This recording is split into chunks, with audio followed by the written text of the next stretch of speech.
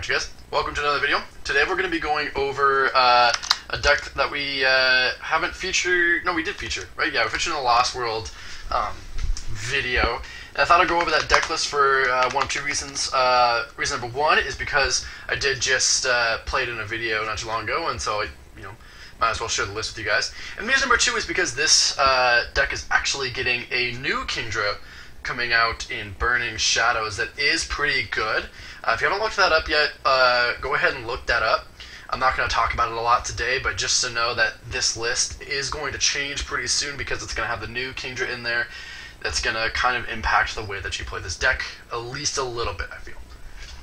But for now, we are going to go over Kingdra and Parasect. Now, if you don't know what Kingdra does, there are two of them that do similar effects. It's these two right here.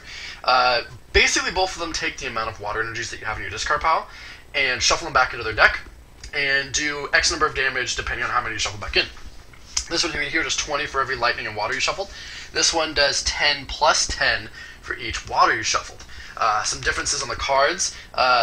This is weak to lightning, this is weak to dragon, so there's differences there. This is an EX, this is not an EX. This does obviously more damage, this does less damage. This doesn't actually cost anything to do. This costs one colorless energy. So there are your differences there. This one's, both second attacks do a little bit different thing too. This does 30 spread to 3 different Pokemon, and this does 40. You can discard 2 to do 20 more and 20 snipe. So it does have some sniping capabilities. That's why we play one Kingdra Prime. You're not going to use this one a whole bunch because it's just kind of a liability EX sitting on your bench that snipes for 10 random places. But with the new Kingdra, if you look it up, you will be probably using this one to set up some cool numbers. So that's the reason you play Kingdra Prime. I don't know if this one probably gets dropped for the new Kingdra when it comes out, but this does not really revolve around the strategy. It's more about Dragon Vortex and Aqua Stream, shuffling back in all of your lightning energies to do more damage. Now you may be thinking to yourself, okay, you said it was Kingdra Parasect, right? So what does that have to do with anything? Well, I did say that it does more damage for shuffling back in, but this Parasect, I'll go ahead and read the ability here. As long as Parasect is in play, cards in either player's discard piles are not affected by attacks or Pokemon powers. That's cards in general. So any sort of attack that brings stuff back from the discard or shuffles back in or affects your opponent's discard or your discard, they aren't affected. It basically makes your discard pile immune to attacks and abilities. So that means when you do Dragon Vortex, all it says here, it says does 20 times the number of water energies in your discard pile. Period, right? So you do that amount of damage. Then shuffle them all back into your deck. Well, you don't have to because you got Parasect out. So basically you're just going to keep going, stream. You're going to hit knockouts, hit knockouts. You're going to blast through them pretty handily, right? Obviously this does come with weaknesses. Weakness number one is that it's very weak to Trump card because when you get Trump carded and all of your damage capabilities are from the discard pile. So a Trump card does kind of hurt you there. Thing number two is a Hex Maniac or a Goop Gas attack will shut this off, so you have to shuffle and ball back in. And those are the two big, and number three is that you have two EXs as main attackers. Those are kind of the three big weaknesses of the deck. However, you can kind of combat the EX weak thing by using nothing but this Kingdra. You can just play around the fact if they play EXs, you can go for a weird trade. You don't have to ditch all of your water energies to one-shot stuff. This one-shot stuff, with, 8 energies does 160 damage. So that's half yours. You're pretty good there. You're probably going to need a lot more to one-shot with this guy, but early game you're going to be taking just cheap knockouts. You're only going to need 6-7 energies in there. Plus you get things like Muscle Band to help add to your damage. Now there are good things and bad things. Like I said, those are the bad things. The weaknesses of this deck. But the bad thing about this deck not only is its EX attackers, but the space is very, very tight because you need a lot of things to make sure that these guys are getting enough damage. And you're playing an extra 1/1 line alongside all of your support Pokemon, and you're playing a thick Stage 2 line to begin with. So there's a lot of things that need to make this deck work, so there's a lot of cuts you have to make. This list is probably not the world's best made deck in the world. World's most played deck in the world, yeah. Redundant. So there are definitely ways you can improve this deck, and that's kind of a discussion for a later date. So if you want to have that discussion, please let me know. I'd love to talk about this deck. It's a lot of fun. But this is the most updated version. I think there's an older version of this deck posted on my channel, from 2.5 years ago. That's got I think I had the Pidgeot in there, that sort of thing. But yeah, so that's kind of the crux of the deck. So we'll go ahead. Let's take a look at the rest of the deck here. You are playing a 3/3/3 Seadra line. Now I will point out that there is a fighting Seadra, so you can search it out with Karina. There is also a fighting Horsey. I just don't own it. So I'm playing, you have 2 free retreat Horsies here, and then this one is literally my favorite artwork of like all time. So I have to play this. Like, this shelter's so mad at this Horsey sleeping on it. It's so cute. Plus it's got bubble for 10, it's paralyzed, so you never know. There are Horsies with more HP than 40. These all have 40, so they're very weak to sniping attacks and whatnot. So I would recommend playing at least the fighting Horsey, and then if you're a fan of free retreat, playing those, or if you're a fan of more HP, playing like the newer Horsies. So there's those. It really doesn't matter what Paris you play. I play this one because it's got the most HP. It's 60 HP. Most all the attacks do nothing special. It's kind of funny that when you evolve, you gain no HP because this is a newer Paris, and this is a fairly old Parasect.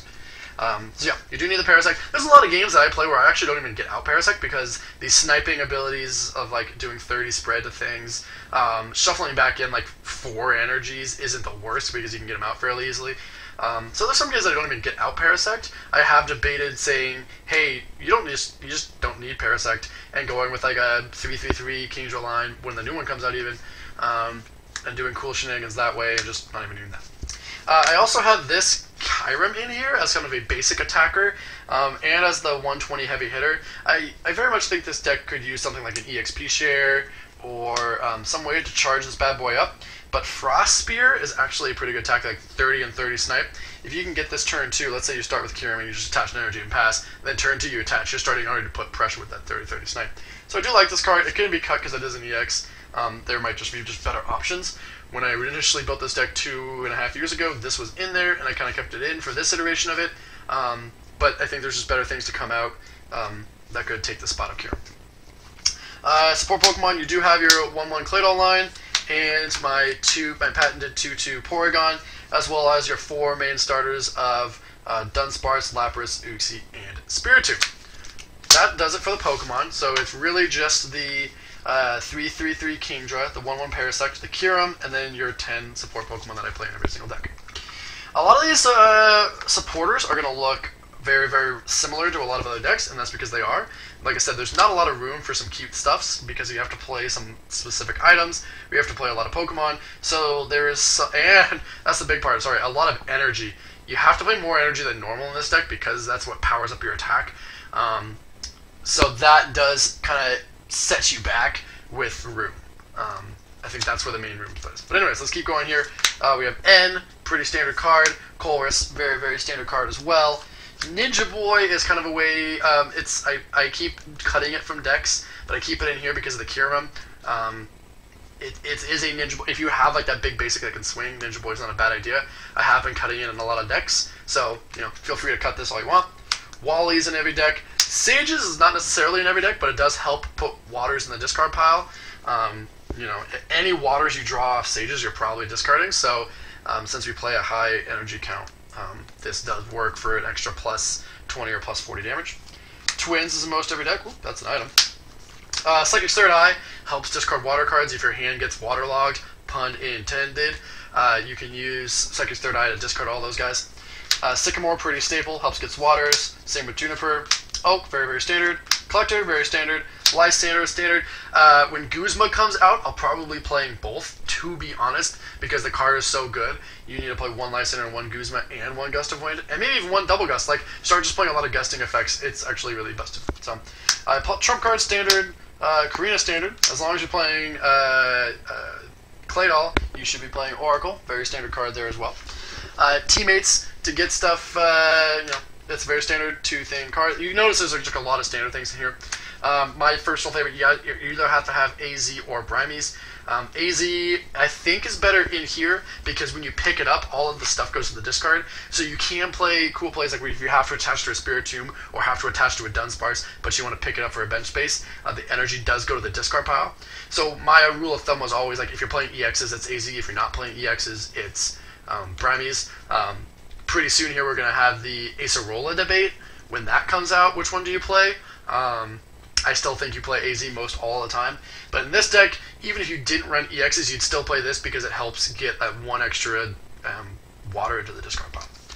Hexmaniac staple, Baby Search staple, Mario's Request staple, Copycat was his staple. Actually, like surprisingly, I found this is in every single one of my decks that I play. It's like it's really good shuffle draw, but like I didn't realize it was like that good where it's like in 100% of decks. So Rosie's Feature staple and Rocket's Admin staple. So a lot of staples, a few oddities that help get energies into the discard pile that aren't in normal decks, but in discarding based decks you have those. Moving on here to items, you're going to also see a lot of staple stuff here because, like I said, tight room in this deck because you need to play so many energy cards to make this deck work. You got Ursa Seeker, Blaine's Quiz 3, which has been getting cut in a lot more of my decks recently in favor of other draw stuff. I don't have Bill in a lot of decks, I'm realizing, and I think Bill just might be better than Blaine's Quiz 3. Just because when you play against experienced players, they're going to know what's in your deck. Unless you have like specific cards that are very like, very confusing. Obviously, you're never going to pick any of your supporter cards. But Frostbeard, Blizzard Bird, anyone who plays that knows there. Sleep Pinchers can probably guess it's going to be Parasect. Blot, definitely going to be Parasect. You have Smokescreen, Bubbles. You have Smokescreen kind of on one Horsey, one Seadra. It kind of works here. You have a Smokescreen on that Horsey, Smokescreen there. So, like, at least Smokescreen is a 50-50 chance with this deck. But, Dragon Steam, Dragon Pump, Dragon Vortex, like, everyone's going to know what those are on. So, this has been getting cut. I have a whole lot of them now, and they're just not finding their way into my decks. Computer Search, staple. Evo Soda, very staple. Luxury Ball, super good staple card. Misty's Wrath, I saw a comment I posted saying, what do you think the most broken card in U150 is, or the best card? I had a conversation with Grady today saying, if you were to build 100 decks, what would be the card that was in every single one of them? Because you could say, yeah, Misty's Wrath is in 100% of decks, but in item-based decks, Vileplume-based decks, you have this argument where, like, maybe you don't play every single item ever printed, right?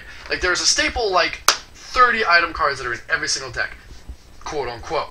But if you're playing a Vileplume deck, some of those get dropped, right? And what are some of those that get dropped? Like, do you drop your Evo Soda? Do you drop your Misty's Wrath? Do you drop your Breeders, your Rare Candies? Do you drop Switch? Do you drop Escape Rope? Like, what do you drop for those Vileplume-based decks that are going to have to focus more on supporters because you're playing so much item lock?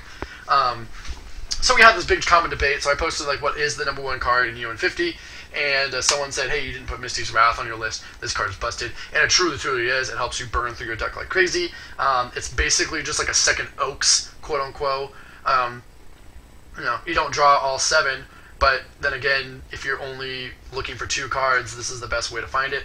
And this also helps just get like buku waters into the discard pile. You discard so many water cards off of this. So that was a lot more Misty's Wrath than anyone ever needed to know, or didn't know already.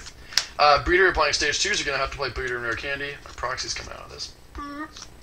If you notice, like, I have so many decks built, that's just because I print out proxies of each one. Just because I love this format, I gotta play more of it. Scoop Up, very standard. Secret Mission, standard and discard-based decks.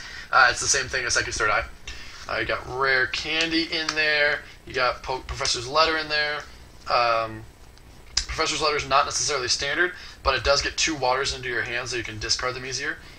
Professor's Oak, standard card. Rescue Stretcher, standard card. You're either playing Rescue or Retriever. They do the same exact thing. You could play 2 if you wanted. I personally am just fine with 1.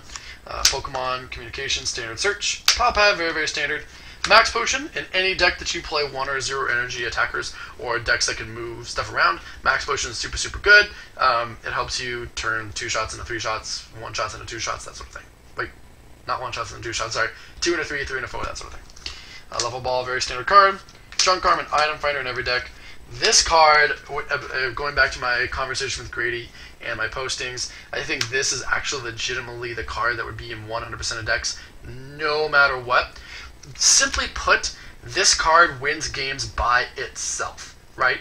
There's no other combination you need. Like, you can't say the same thing for a busted card like Item Finder. You can't say, Item Finder wins games by itself. No, because you have to Item Finder for something. Energy Removal wins games by itself. I don't think it wins games. It definitely sets your opponent back and puts you in a position to win games. But if you're behind, you don't win the game by playing a Pokemon or an energy removal. You don't win the game by that. Same with like Gas Attack if you're behind this, and this. Imposter Oak's invention legitimately can win the game by itself if you pitch the right things into the discard pile, into their prizes.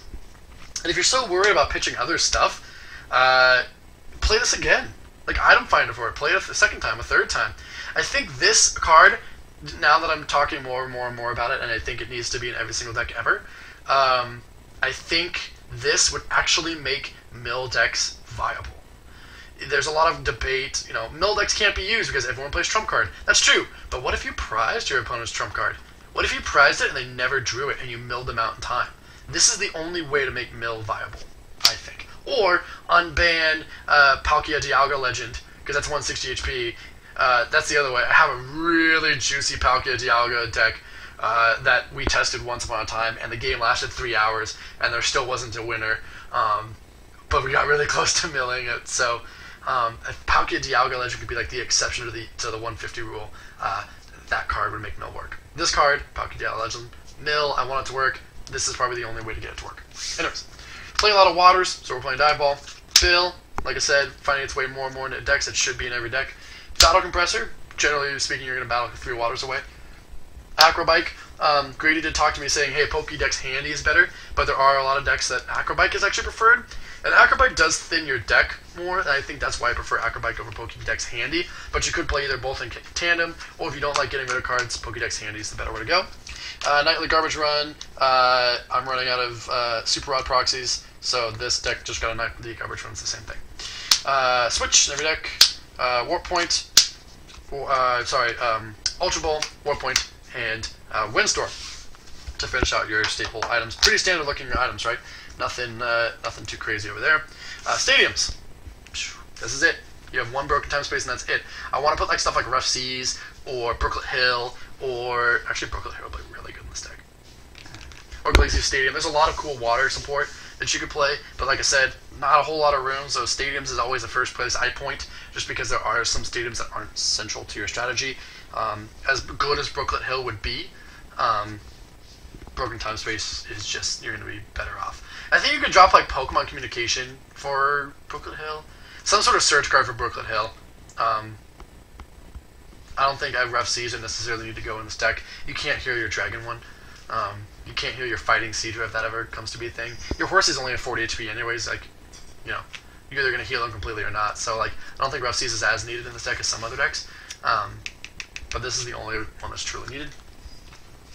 Items, these are the only 2. I would love to play a Fluffy Berry, I would love to play a Choice Band, but like I said, not a whole lot of room. I would rather have consistency than like damage. Damage is never truly super an issue with this deck. You get a lot of waters in the discard as is. This is just kind of like your Lysander's trump card insurance to make sure that you do extra damage. That's what Choice Band would be as well. And then you have your Elite 4 here, plus the best ace spec in the game, in my opinion. No reason to cut any of these. They're all super, super good. You would maybe consider cutting Goop, because when you attack and Parasect out, if you Goop yourself, you're shuffling them back in. But, hey, if you're gooping, you're probably putting your opponent back just as much as you're putting yourself back. So you're coming out of that trade as long as they don't get a return KO. And then for special energies, there are these 2 right here. Ways to keep recycling your 2 Kingdras that are actually good. This one can't be attached to the Dragon one, so you do have this. This one can be attached to the Water one from Legends Awakened, but you don't need to. You know, you could convince me to cut one or both of these in favor of more basic energies. But as for basic energies, like I said, there are a lot. I believe there's 16 here. 1, 2, 3, 4, 5, 6, 7, 8, 9, 10, 11, 12, 13, 14, 15, 16 basic water energies. That is a lot of energies. You're playing 18 energies. Almost a fifth of your deck is energies, but that's just because you need energies in the discard pile to make this deck work. Not even stuff like Magnezone, Blastoise, or Emboar play this many energies because you can always recycle them. This one, you don't want to recycle them. You want them to stay in the garbage for eternity. So there you have it. That is Kingdra Parasect. Like I said, this deck will probably be getting a makeover here pretty soon once the new Kingdra comes out. And I don't know if that would lower the... if that's going to lower the energy count, but it is something to consider. You can build this deck completely differently now, focusing on the new Kingdra. So, if you have any questions, please let me know. If not, hope you enjoyed the video. I'm trying to find some more testing partners to record videos with because Grady's not in town. So if you're in the Spokane area and you want to play some U150 and get your games featured on the channel, please let me know. If you have any deck lists that you want me to look at and to review on the channel, please let me know as well. If not, hope you guys have a great rest of your day, and we'll see you next time.